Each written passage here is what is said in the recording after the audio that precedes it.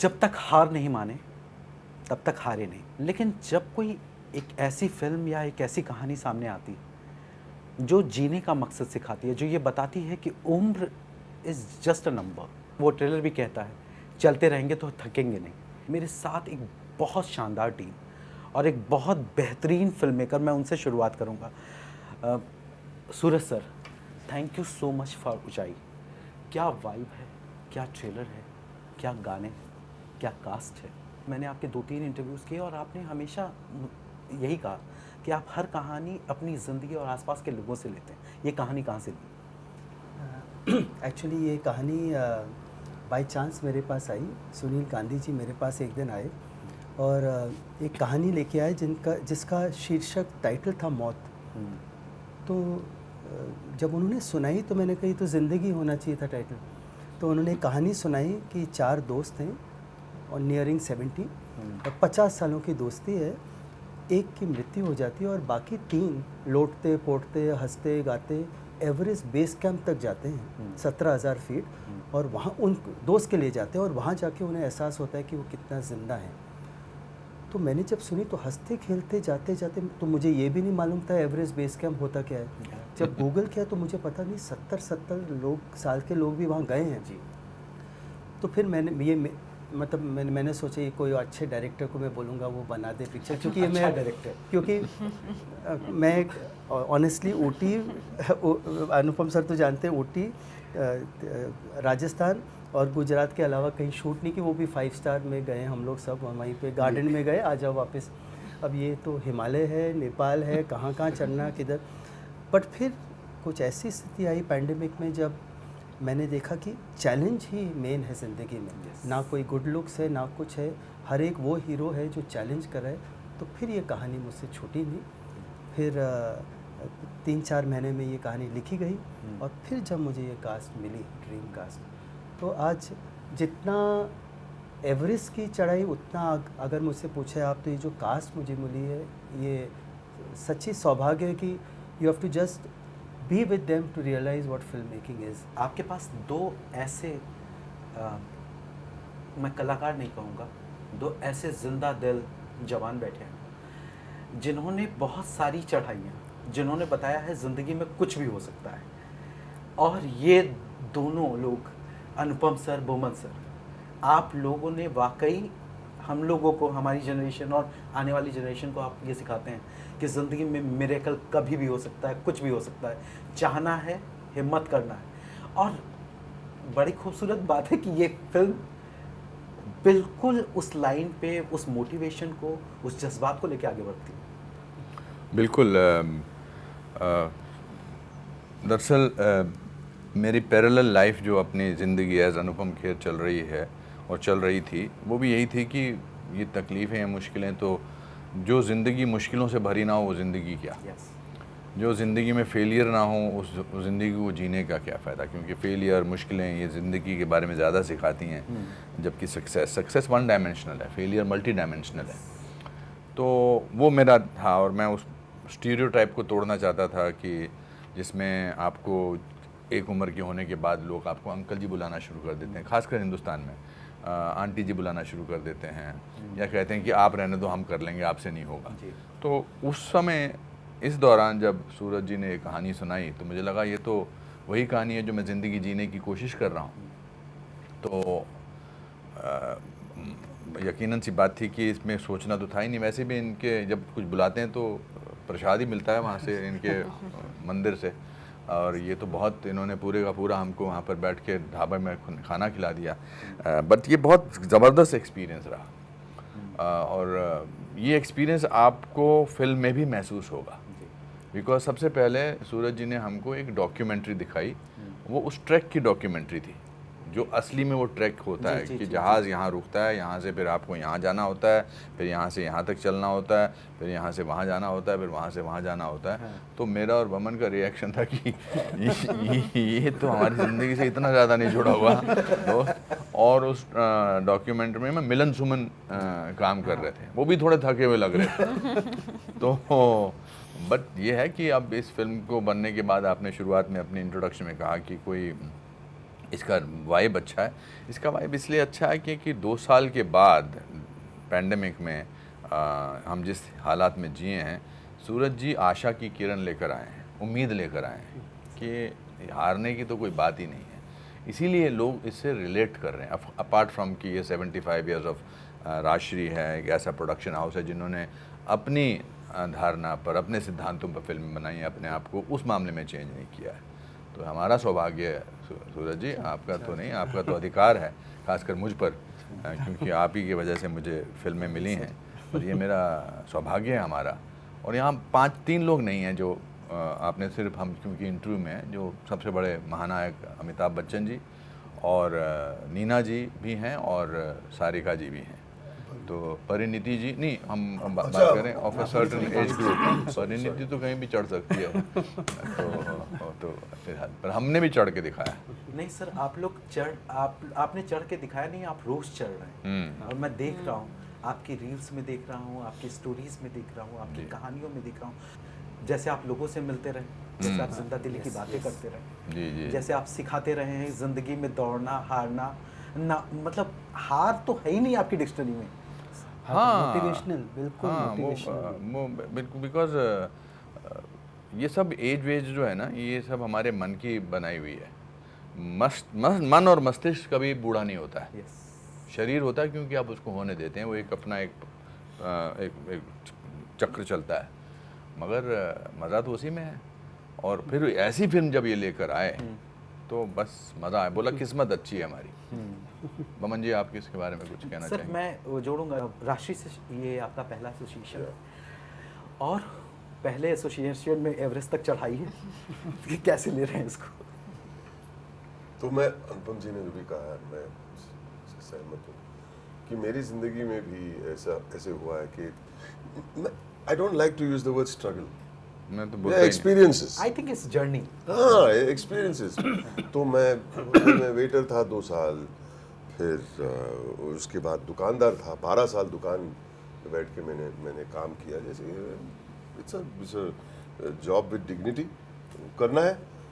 फिर मैं फोटोग्राफर बना, क्रिएटिव फील्ड में घुसा। फोटोग्राफी बहुत स्ट्रगल हुआ था actually, use the word struggle, sorry. और थिएटर किया। थिएटर के बाद 44 की उम्र में मेरी पहली फिल्म आई। तो मैं सोचता हूँ कि ऐसे ये कैसे हो गया, क्योंकि मैं सच बताऊँ, अनुपम जी का बहुत बड़ा हाथ है इस फिल्म में भी काम करने का, और मेरे फिल्मों में आने का जो मैंने कारण मैं सारांश देखने गया था मेरी बीवी के साथ, और मैं बचपन से, मतलब फिल्मों से बहुत शौक है मुझे। मतलब कोई भी film, Hindi film, Bollywood film, कुछ भी। और मैं एक्टिंग का सोचते रहता था, घर में अकेले भी एक्टिंग करता था, थिएटर। लेकिन मैं सोचा I don't fit in films. क्या मालूम, शायद मैं अपने आप को गुड लुकिंग नहीं समझता, क्योंकि सर ने भी क्या, वो गुड लुक्स नहीं है पिक्चर में। मैं शिकायत नहीं करता उनकी, नहीं, वो हमारे बारे में नहीं बोला, हमारे बारे में, ये जो यहाँ नहीं बैठे उनके बारे में। गुड लुक्स की जरूरत नहीं है इस पिक्चर में, बोले सर आप, हम मजाक कर रहे हैं इस बात में। तो आई डिडंट फिट। लेकिन मैंने जब सारांश पिक्चर मेट्रो सिनेमा में देखने गया था मेरी बीवी के साथ, तो मुझे आधा पौना घंटा लगा बाहर खड़े रह के। पोस्टर्स नहीं थे, फोटोग्राफ्स नहीं थे, सिर्फ रिव्यूज थे, मैं पढ़ रहा हूँ, this is where one should aim to be. फिर ये कौन है, ये हु इज दिस अंकल? ये 27 साल के नौजवान है। बोला कमाल है, you movies is where you can be who you want. Movies is where you lie with dignity. Yes. And I said, I want to lie with dignity. ये झूठ बोले सबको कि मैं 65-60 साल का, 70 साल का बूढ़ा हूँ। वो तो 27 साल का नौजवान है। अब दिखते हैं 27 साल का, आज दिख रहे हैं, वो अलग बात है। But I want to do that, and this journey has brought me, journey, not hardship. This journey brought me to ऊंचाई।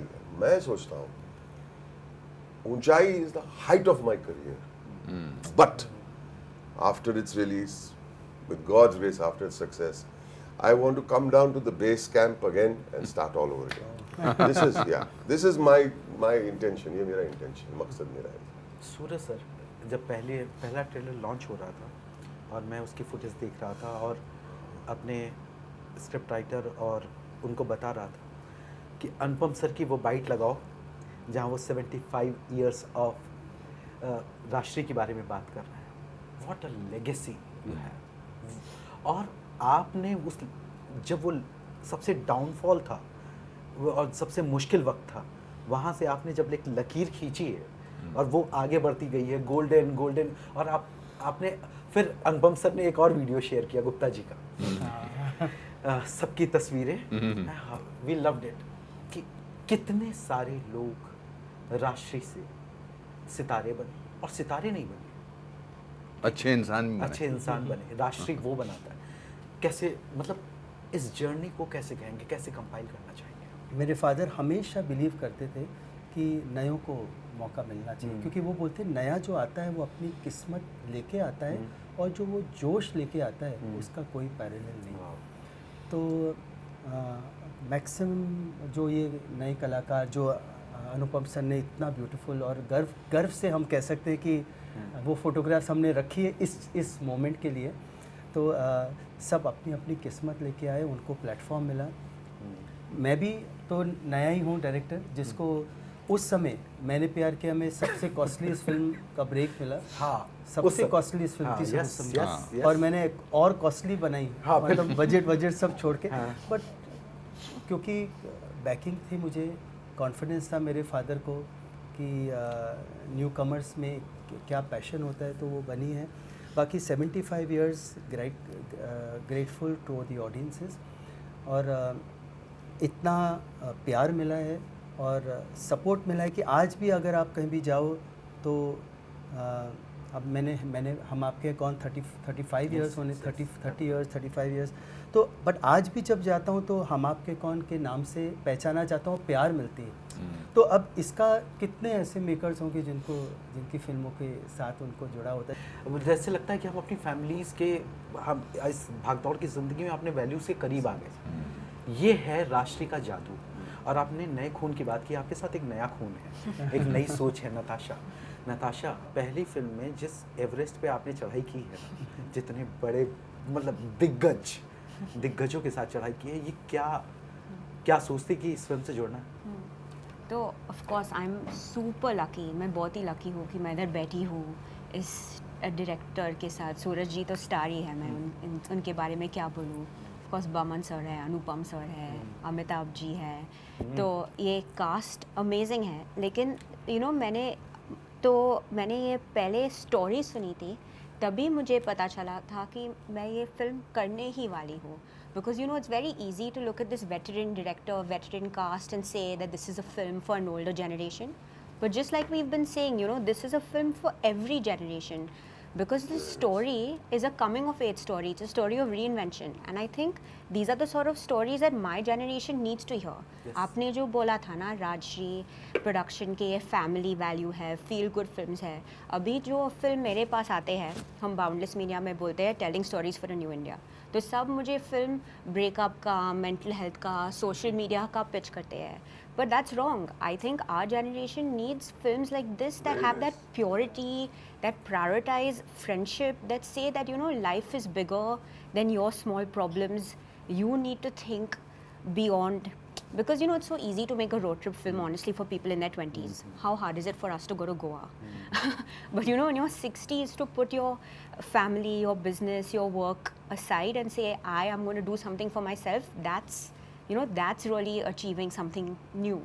So when I heard the story, I said, we have to make the story. This is going to appeal, I think, to a whole generation. In India, it's going to appeal to people abroad. And then, of course, just learning from this sort of director and cast has been amazing, because, of course, they know what they're doing. Their performances are stellar. You're going to be able to see that. You can see that in the trailer and songs. But I think what I've really learned is, the passion and energy they have in every scene, in every shot, the way they celebrate each other. I actually feel bad. Hamara generation na, I think we are a little lazy. We take things for granted. That sort of joy that they have, the way they support each other, that's what I want to bring to newer filmmaking. Thing is that तो आपको थोड़ा सा clear करना पड़ेगा, नताशा इस film की को producer है हमारी, Co-producer। नहीं तो लोगों को लगेगा कि फिल्म में हीरोइन ये भी है। नहीं सर, हम एक इसको टैग ट्रेलर में डाला नहीं एक है, एस्टर लिखते बट इनकी बात को मैं थोड़ा सा इनकी बात को मैं जनरेशन की बात कर रही है। आई थिंक हमारी जनरेशन इनकी जनरेशन को जीना कैसे है वो सिखा रही है। सिंपल सी बात है, बिकॉज वो जीने के बाद ही आ सकती है वो सीख। But I am particularly sorry. I'm particularly proud of what you said, and thank you brought it up. The way they celebrate each other. I mean, I look towards the actors. हम एक shot देते, सूरज जी is always encouraging. सूरज जी कभी नहीं बोलेंगे कि आपने shot अच्छा नहीं किया, बोलेंगे one more करो क्योंकि out of focus था, मतलब उनका एक तरीका। लेकिन you know with us with the actors Sarika जी, नीना जी, एक दूसरे को देखते हैं और देखते कि ठीक था, एक और करूं, पूछूं सूरज जी को, and that is for me not only love for each other as friends but love for the craft, love for the film. There is no competitiveness, it is only teamwork at all at all. तो कभी कभी मैं देखता हूँ, मैं ठीक किया तो मैं खैर साहब की तरफ देखता हूँ, ऐसे करेंगे आप बोलेंगे, समझ जाने का कुछ कर सकते हो और कुछ, there is something. I love that. I'm so glad you brought it up. That we are not here to compete with each other. Absolutely. और I have a strong objection, मैं वेटरन कहूंगा ही नहीं, ये लोग न्यू कमर्स हैं हमारे। जी, आपने बहुत अच्छा बहुत किया। अच्छा बोल दिया। ये Yes. जो वो पीछे पोस्टर देखिए और सबके चेहरे देखिए, खुशी देखिए, ये और इन लोगों का काम देखिए, वो 480 करोड़ स्टार बैठा है मेरे साथ। अब बिग राउंड ऑफ अप्लॉज। ये गुड फिल्म्स, मैं सबसे पहले कहूँगा कि हमारी इंडस्ट्री में हमको लुक पीछे अंदर देखने की ज़रूरत है। सूरज बड़जात्या और बड़े studio, there are several studios, difference क्या है? प्रोजेक्ट और पैशन। तो ये पैशन है, ये प्रोजेक्ट नहीं है। इतने करोड़ में फिल्म बनेगी, इतने करोड़ में कास्ट होगी, इतने करोड़ में म्यूजिक राइट सेल होंगे, इतने करोड़ में ये होगा, ये नहीं। पैशन से बनी हुई फिल्में दिल के अंदर तक जाती हैं। ये अनुपम सर की इसी साल की फिल्मों ने बता दिया है। आपका क्राफ्ट इतना कमाल का निखरता जा रहा है सर, मुझे हर बार मुझे लगता है कि कम देख रहे हैं हम आपको, 530 से ज़्यादा हो रही है। नहीं, आई थिंक ऐसा मैंने वही कहा ना कि जब मैं 60 का हो गया 7 साल पहले, मैं जब 40-50 का हुआ था तो मुझे लगा था कि अब मैं बोलना बंद कर दूंगा, अब मैं इतने साल का हो गया हूँ। क्योंकि एक अजीब सी घबराहट होती है, एक अजीब सा ये होता है, लगता है कि कितने साल बाकी हैं, एट्सेट्रा एट्सेट्रा। जब मैं 60 का हुआ तो मैंने डिसाइड किया कि मैं अब ज़िंदगी को नए सिरे से जीऊँगा। तो उसके लिए मुझे मानसिक रूप से अपने आप को बदलना ही पड़ेगा, साथ में अपने शारीरिक रूप से भी अपने आप को बदलना पड़ेगा। और ये खुद ही करना पड़ता है, खुद ही सोचना पड़ता है। बहुत सारे लोग कहते हैं कि 27 साल या 28 साल की उम्र में 65 साल का रोल किया था। बहुत सारे लोग जो पढ़े लिखे एक्टर्स नहीं हैं, जो किसी ड्रामा स्कूल में नहीं गए या थे नाटक नहीं करते, ये सिर्फ उनका कहना है। उनको पता ही नहीं है कि इससे बड़ा ब्रेक और क्या हो सकता था एक एक्टर के लिए कि 28 साल की उम्र में आपको एक ऐसा रोल मिल रहा था जिसका जिक्र आपकी पूरी लाइफ तक चलता रहेगा। तो बाकी तो जब ये फिल्म बनाते हैं तो हमारे अंदर का इंसान भी जागता है, एक्टर तो जागता ही जागता है। ये प्यूरिफाइंग, हम लोग बहुत सारे उसमें जाते हैं, अपना क्या कहते हैं वो जो क्लेंजिंग रिजॉर्ट्स पे जाते हैं, हम तो राष्ट्रीय चले जाते हैं, वो क्लिनजिंग हो जाए, आत्मा की शुद्धिकरण हो जाता है। और ये बॉन्डिंग भी अपनी अपनी पर्सनल ग्रोथ की बात है, ये बमन की ग्रोथ की बात है। Because the more you grow as a person, the more you grow as an actor and the more you make your job difficult. I am at this stage of my life जहाँ मुझे लगता है कि मैं अपना job difficult बनाऊँ। कैसे बनाऊँ डिफ़िकल्ट? सूरज जी ने जब मुझे रोल सुनाया था, इन्होंने नहीं सोचा था कि ये मुझे विग देंगे, सिंपल सी बात है। तो मैंने एक दिन उनको फ़ोन करके बोला, 2 चीज़ें बोली, तो मैं दोनों बोलना चाहूँगा। तो मैंने कहा था कि सूरज जी, मैं सोच रहा हूँ कि इसमें ना थोड़ी सी रियलिस्टिक एक्टिंग करते हैं हम। अच्छा, अपने हिसाब से, मतलब मेरे मन में कुछ और था। तो सूरज जी का रात को कभी 8 बजे के बाद इनका फ़ोन नहीं आता है, लेट आया था, तो 10:30 बजे, 11:45 बजे इनका फ़ोन आया कि मतलब सुबह के 3 बजे, 10:30 सुबह के इनके लिए सुबह के 3 होंगे, अगर रात के सुबह 3:30। तो इन्होंने कहा कि अनुपम जी, वो बताएंगे आप मुझे कि वो आपने क्या बोला था रियलिस्टिक? तो मैंने कहा मतलब, मैंने कहा नहीं, मुझे लगा ये फिल्म से निकाल तो नहीं रहे मुझे। तो उन्होंने कहा नहीं, मैंने कहा नहीं, रियलिस्टिक मतलब we will be the people, we will be the characters who people will believe it. Hindi cinema में एक एक्टिंग की भी एक्टिंग होती है ना, कि ये कैरेक्टर अब मैं इसकी एक्टिंग करता हूँ, बट इनको हमको इंसान बनना। दूसरा मैंने इनसे कहा था कि मुझे क्यों लगता है कि ये बॉल्ड नहीं होना चाहिए, इसके बाल होने चाहिए, क्योंकि ये चांदनी चौक और उधर का रहने वाला एक ऑर्डिनरी सा इंसान है। मैं इसमें ऑर्डिनरी नहीं लगता हूँ। क्या बात कर रहे हैं? सॉरी। तो I think it's a churning, it's a cleansing of the soul, और लोगों को भी ये लगेगा। क्यों आपको, मैं बताता हूँ आपको ट्रेलर क्यों अच्छा लगता है। आपको ट्रेलर में अच्छाई नजर आती है, आपको परफॉर्मेंसेस नहीं नजर आती है, नहीं आती, सच आपको अच्छाई नजर आती है, आपको उम्मीद नजर आती है, और एंड में जब वो चलता है, ये जीवन है, तो वो सबके साथ रिलेट करता है। सूरज जी ठीक बोल रहा हूँ मैं? करेक्ट। बहुत अच्छा। बट सर मैंने विद एंड विदाउट विग आप अच्छा ही बोले। नहीं, बट मेरे लिए देखिए, जिन्होंने मेरा मुझे पहला काम दिया, अब उन्होंने बोल दिया रियलिस्टिक, तो मैं कैसे सोच सकता हूँ? मुझे समझना भी चाहिए। और समझने के कुछ आर्ट फिल्म बनाने के लिए नहीं। हाँ। I think that's the point. इनका घबराया हुआ, और मैं ये भी जानता हूँ कि इन्होंने फोन करने से पहले आधा घंटा अपने आप को तैयार किया होगा कि किसी बात से उनको बुरा ना लग जाए अनुपम को, कि मैं क्या करूँ। फिर उन्होंने सोचा होगा, फिर उन्होंने उठाया होगा, फिर रख दिया होगा फोन, फिर उन्होंने उठाया होगा, फिर भगवान को कहा होगा अब इस आदमी को फोन कर रहा हूँ, ये पहली बार फिल्म में मैंने काम किया था। तो मैंने कहा नहीं सूरज, मैं बिल्कुल ऐसा नहीं कह रहा हूँ, मैं कह रहा हूँ कि हम वो कैरेक्टर लगना चाहिए। मैं से ओम शर्मा में लगना चाहिए, ये जावेद लगने चाहिए, वो अमित श्रीवास्तव लगने चाहिए, हम चेहरे तो वही हैं। तो वो we have been able to, because मुझे लगा, मैं फ्रैंकली स्पीकिंग, मेरा रेफरेंस पॉइंट ये था कि अगर ये पिक्चर में सपोज आम जिंदगी मेरे पिताजी को कोई बोलता कि आपको एवरेस्ट बेस कैंप चढ़ना है, उनका क्या रिएक्शन होगा? बर्फ के साथ, हाँ, Everest sorry, Everest base camp चढ़ना, तो क्या उनका रिएक्शन होगा? या मेरी मदर तो शायद फिर भी चढ़ जाए मगर कोई भी हम जो सड़क पे हमको एक खास उम्र के लोग लगते हैं, सोच ही नहीं सकते हैं, but he has made them people believe that it is possible without making art film. Without making art film. नहीं, इट्स बिगेस्ट कमर्शियल ब्लॉकबस्टर। क्या था कल किसी ने क्या बोला? अच्छा, सुपर डुपर वो मेरा लाइन है sir. Sorry, super duper jubilee hit. हाँ, पहले सुनने को मिलता था। और मैं इतना खुश हूँ आज यहाँ पे जो हम इंटरव्यूज कर रहे हैं, यहाँ का बैंक्वेट हॉल का नाम है जुबली हॉल। हाँ, मैं बहुत खुश हूँ यहाँ का। आपको पता है, यहाँ पर मैं पहली बार आया था तो एक प्रीमियर था किसी फिल्म का, और मैं बाहर खड़ा रहा बहुत देर, फिर मैंने पीछे से किचन में किसी का दोस्ती की, तो मैं आया था। बट मेरे लिए सबसे बड़ी उपलब्धि की बात पता कल और परसों, जब हम राजश्री के ऑफिस में इंटरव्यूज कर रहे थे।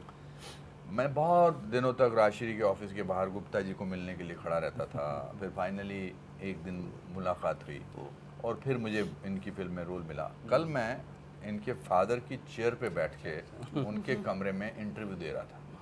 इससे बड़ा अवार्ड, इससे बड़ा रिवॉर्ड, इससे बड़ी उपलब्धि ज़िंदगी में किसी एक्टर के लिए क्या हो सकती है? नहीं, वो तो अनुपम सर, हम पूछा गया कौन सा कमरा, पूरे ऑफिस ने बोला कि सर का कमरा वही देना चाहिए। सूरज सर, मैं एक सवाल पूछना चाहता हूँ, और is going to be very very difficult one. जब आपने कहानी लिख ली, फाइनल कर ली, तो आपने पहला फ़ोन, ये कास्ट पीछे दिख रही है, पहला फ़ोन किसको किया? मुझे जरा कास्टिंग की कहानी सुनाइए, क्योंकि ये कुछ नेक्स्ट लेवल कास्टिंग है। कैसे की है, मतलब क्या क्या था? सर मैं ऑनेस्टली बताऊं, फ़ोन करने के पहले ये कास्ट, स्पेशली मैन के कास्ट मेरे दिमाग में ऑलरेडी थी जी। बट सबसे पहले फ़ोन मैंने अनुपम सर को तो नहीं किया। हाँ। मैंने अनुपम सर के जो काम देखते हैं ना, हरमन जी को। हाँ। क्योंकि अनुपम सर ना, हम बार बार ये चले गए थे अमेरिका। हाँ। और हम बार बार बोलते थे यहाँ रहो, वहाँ जाकर के भी हिंदुस्तानी बात कर रहे हैं। हाँ, वीडियो हम देख देख के बस रह जा रहे हैं। हाँ। तो फिर मैंने हरमन जी को बोला कि अनुपम सर का प्रोग्राम क्या है। हाँ।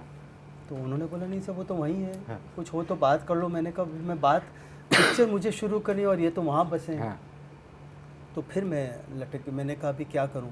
फिर सोचता रहा। फिर मैं ये कैसे, फिर मैंने सोचा कोई ना कोई पार्ट में तो मुझे अनुपम सर को लाना ही है।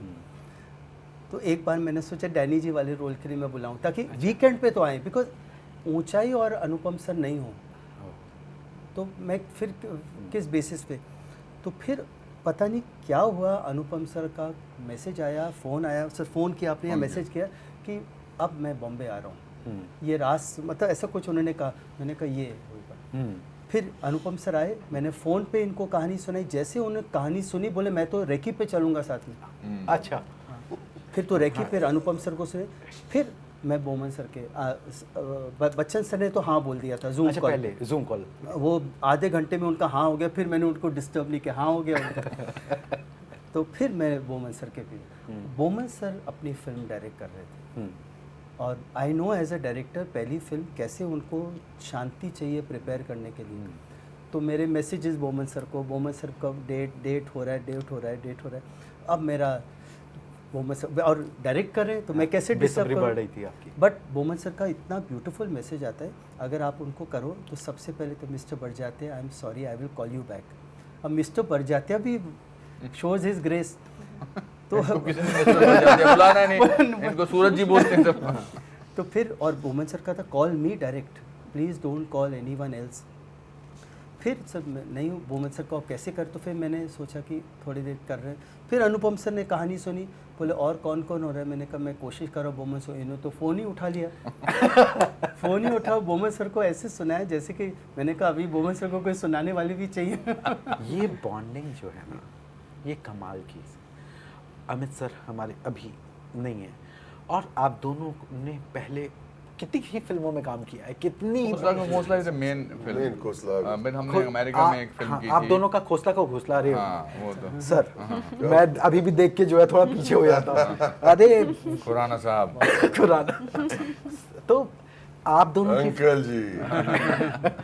आप दोनों की बॉन्डिंग, और आपने भी अमित सर के साथ पहले काम किया हुआ बहुत है, काम। आपने हाँ, भी जी, जी, खूब मैंने- सारा काम किया जी, हुआ है। ये फिल्म मुझे उन सबसे जुदा नजर आती है सर, पता नहीं क्यों। है भी। बताइए Because कैसे? हमने मैंने अमित जी के साथ जब भी काम किया है, कोई ऐसा कैरेक्टर किया जिसमें उनके साथ दोस्त नहीं बने हम। एक जो आखिरी रास्ता पहली फिल्म की थी उसमें मैं दोस्त बना था, बट तब मैं बहुत ही नया था और डरा हुआ और दोस्त, डरा डेविड हुआ ना? हाँ, और डरा हुआ दोस्त डरा था। हुआ उस दोस्त। कैरेक्टर वो थोड़ा डरा हुआ था। इसमें तो मतलब हम उनको ऐसे मार रहे हैं, ये बैक कर रहे स्लैपिंग हैं, होता है खिला रहे हैं, ये कर रहे हैं, डांट भी रहे। हाँ। बहुत मेहनत करनी पड़ी डांटने के पहले। हाँ। बहुत अरे अमित, एक तो नाम भी अमित है। भास्कर होता था तो इजी होता, ए भास्कर ऐसे बोल सकते, ए अमित। बाद में सॉरी पर थोड़ी अंदर से तसल्ली भी मिलती थी कि यार अमित बुला रहा हूँ मैं, अमिताभ बच्चन साहब को। अमित तो समझता नहीं है यार, ये तो अपने ख्वाब में नहीं सोचा था कभी ऐसे बोलेंगे उनको। अच्छा था। तो मैं बिल्कुल because always in other films Bachchan साहब का और मेरा रिलेशनशिप ऐसे नहीं था। And now we are holding each other, we are hugging each other, we are kissing each other, we are scolding each other. That's a beautiful feeling of camaraderie, beautiful. Suraj ji, मैं आपसे पूछना चाहता हूँ आपके बिना पर, जी। लोग एक्टर्स से पूछते हैं कि ये पिक्चर क्यों देखनी चाहिए, डायरेक्टर से कम पूछते हैं, शायद आपसे नहीं पूछा। आप हमें बताइए ताकि वही जवाब हम लोगों को दें। अभी बहुत सारे इंटरव्यूज करने हैं। Why should people see this film? मेरे हिसाब से लोगों को ऊंचाई इसलिए देखनी चाहिए कि मतलब कोई भी ऊंचाई इम्पॉसिबल नहीं है। आज हमारी फिल्म में ये जनरेशन को एवरेस्ट क्लाइम करना ऊंचाई है। और but as a youngster Natasha ने जैसे कहा, किसी को शादी करूं नहीं करूं ऊंचाई है, किसी के लिए जॉब करूं चेंज करूं ऊंचाई है, किसी के लिए घर शिफ्ट करूं नहीं करूं ऊंचाई है।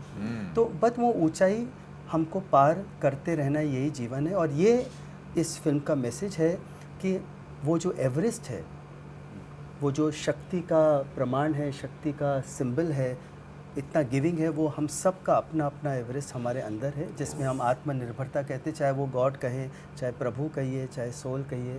बट इस फिल्म में हम कह रहे हैं आपका एवरेस्ट आपके अंदर है, जिसमें आप जीवन की हर ऊंचाई पार कर सकते हैं। वाह, क्या बात है, वाह वाह वाह। इससे अच्छा एंड मैं भी नहीं कर सकता। बेहतरीन कास्ट, बेहतरीन फिल्म, बेहतरीन कहानी, और उसके साथ कुछ जिंदा दिली की नायाब कहानियाँ।